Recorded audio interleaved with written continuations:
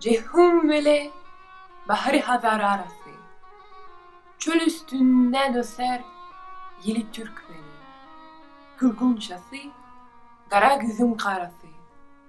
Kara dağdan iner fiili Türkmeni. Hak sıylamış vardır onun sayası. Çırpınçar çölünne neri mayası. Renberen gül açar yeşil yaylası.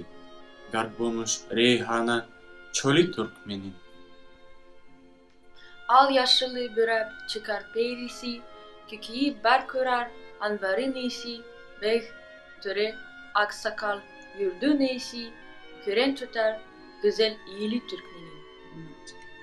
Könül havallanar, ata çıkanna, dağlar lala döner giye bakanna, bal geçirir, coşup deriye akanna, ben tutturmaz, gelse fiili Türkmenin. Gönüller, yürekler bir olup başlar. Darsa gün erer topraklar dağışlar. Bir suprada ey yarkılın savaşlar. Öderiller olup balıyım Türkmeni.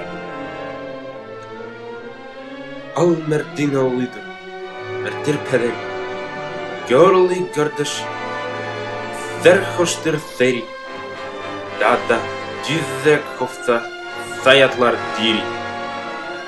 Alabilmez, yalvar soğuy Türkmeni.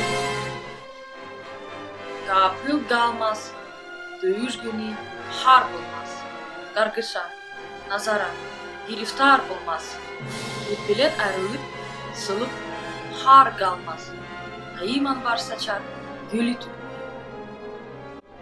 Diriler kardeştir, urug yarıdır. Ikballar ters gelmez, hakkın nurudur. Mertler ata çıksa, söğüş sarıdır. Yol üstüne yörer, yolu Türkmenin. Serhoş olup çıkar, ciğer dağlanmaz. Daşları sıyındırar, yolu bağlanmaz. Gözüm gayra düşmez, köngül evlenmez. Mahtım oluy, sözler, dili Türk.